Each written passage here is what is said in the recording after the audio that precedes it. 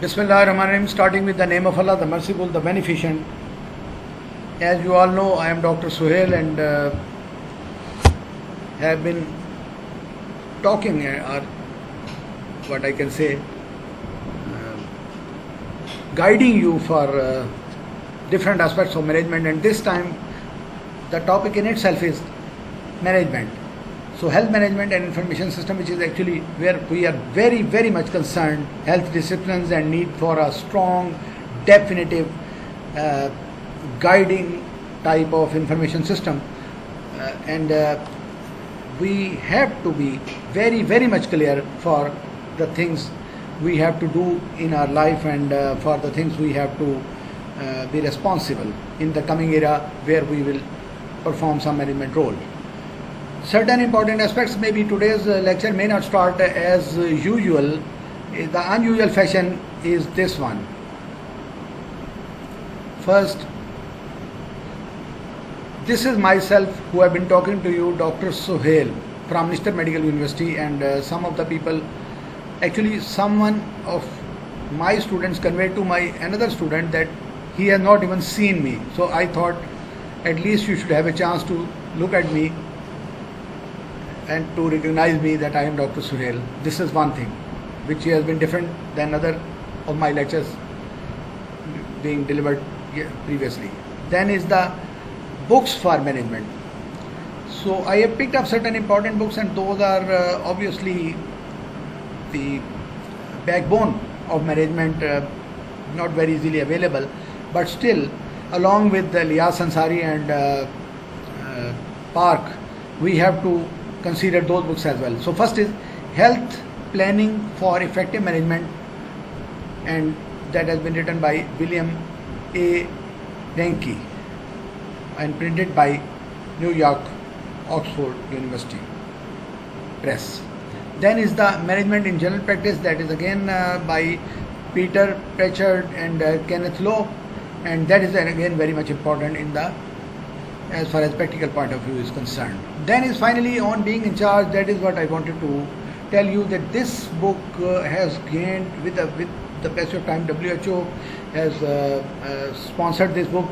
This book has got very, very much importance with the passage of time. So it's just a friendly type of a book, just a story type of a book, but if somebody happens to read it, maybe in a good position to be a good in charge of some medical facility or whatever, medical district system or whatever it is. Then is coming to the topic that what management is. Management is a systematic process of using resources with judgment. Using resources with judgment to achieve the objective. Best definition I have picked up. I have got 101 definition with me. At least I will give you 10 of those. But the best definition is a systematic process of using resources with judgment to achieve the objectives.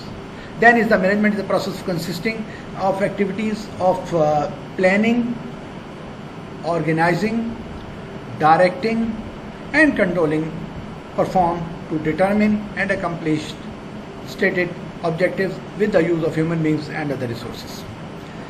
Management is a process of designing and maintaining an environment. Designing and maintaining an environment in which individuals working together in groups accomplish the defined objectives efficiently. So management will by all means, by no means is a sort of an ordering job or administrative job. This is just a sort of an organizing thing in such a way that designing and maintaining and creating an environment in which all the individuals work together in groups and accomplish defined objectives efficiently. Then management is done on the pillars, on the cornerstones, on the what I can say the foundations. 6 foundations of the are the 6 basic resources of the management are with manpower, material, machines, methods, money and markets, the competitors. Of all the resources used in managerial process, the manpower represents the basic resource because they alone can make the proper use of the best use, I must say, the best utilization of the available resources, and that is only and only possible through the confidence of the manpower, or the best utilization of the manpower. We see with the best of time what we want to say, that the best man should be put on the most fitting job to that person. Therefore, at its simplest, management is getting things done through other people. Management actually you perform, somebody, the manager performs as a leader and and gets the things done through his colleagues or other people in a smart way, and gets the desired objectives, and that is only possible if he has got a best possible management approach. So manager is the main backbone of the program, but he has to get the best utilization of the available human power, manpower with him. Then is the approaches for the successful management. Different approaches are there. I have picked up only 3 of those, and different people think that those are the approaches for the successful management. First is the aristocratic approach. Aristocratic approach means manager has just to order and is supposed to get the desired goals. Employees or colleagues or members are just like slaves or personal servants and supposed to obey and to perform, bound to provide desired results. That I does not feel can be a better idea, can be a successful idea. Just a rubbish, just ordering and without realizing the capability of the persons, just getting their favor, just behaving as if they are servants, their personal servants or slaves are bound to obey. The result is just a disaster, a failure for the manager. Then is the what I can say, the mechanical approach. The mechanical approach is that the workers are just like machines. Start from 1, 2, 3, just start counting the workers 1, 2, 3, 4, 5, 6, 7, and then in the same way allocate the responsibilities from A, B, C, D. For you have to do first job, you second, third, without considering the efficiency capability of a worker, without realizing what is the basic quality of a worker.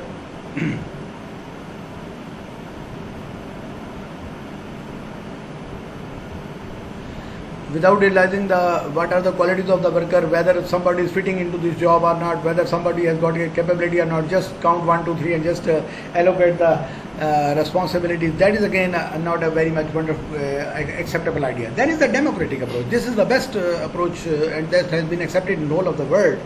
The manager sits with all the workers, participants, and then asks their desired responsibilities first.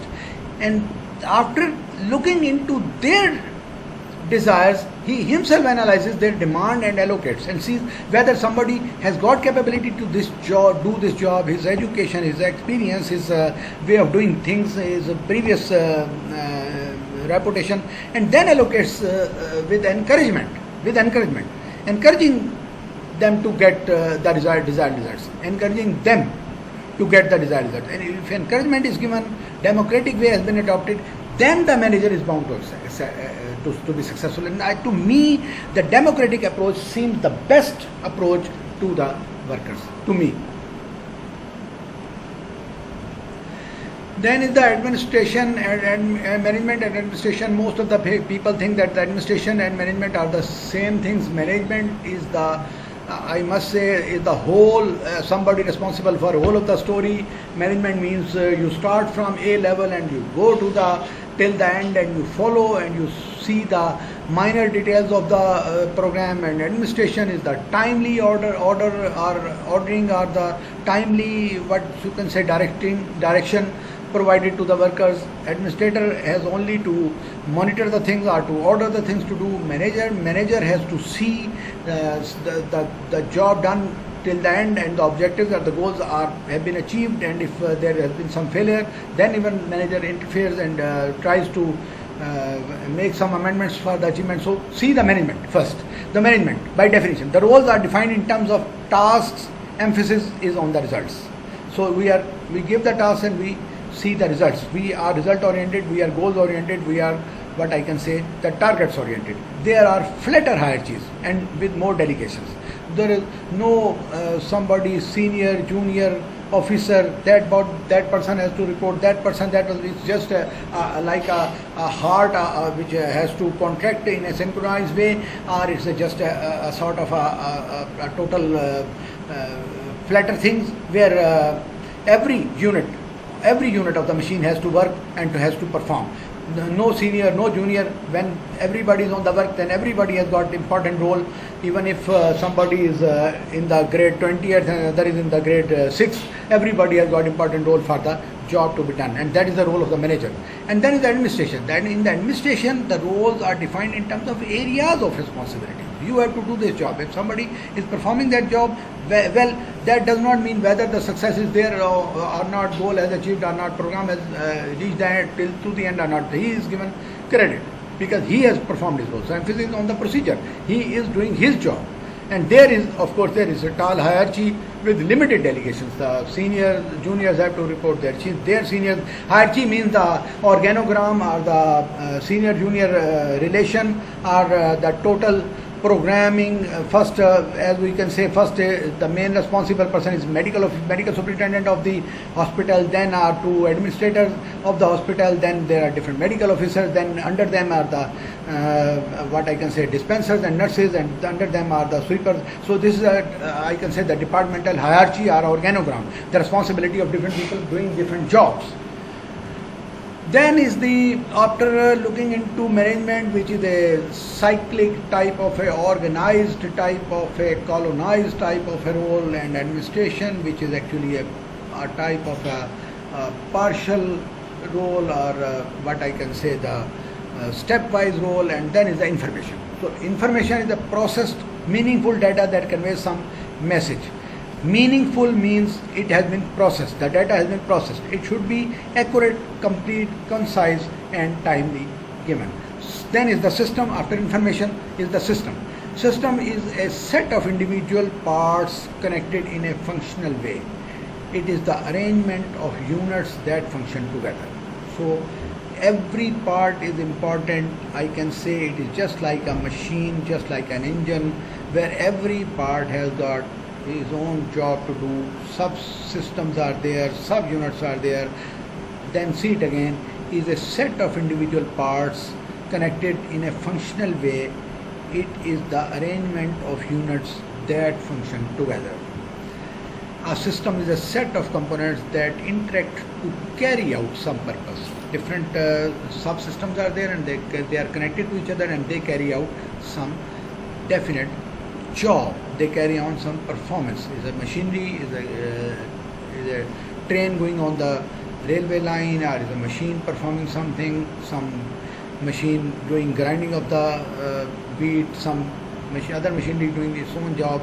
Every subunit is there, and the main purpose is the achievement of the goal or the target or the end result of the desired job, or a collection of the components that work together to achieve a common objective. Each system consists of several subsystems that perform specific tasks which are needed to achieve the goal of entire system. For example, the university education system consists of admission system, admission branch, teaching system, the teachers, examination system, the controller examination and controller branch, and the examination branch, library to provide the books, transport system to take the students from their homes to the college or the university, and of course all those are subsystems. And one system is missing, whole of the system will screech.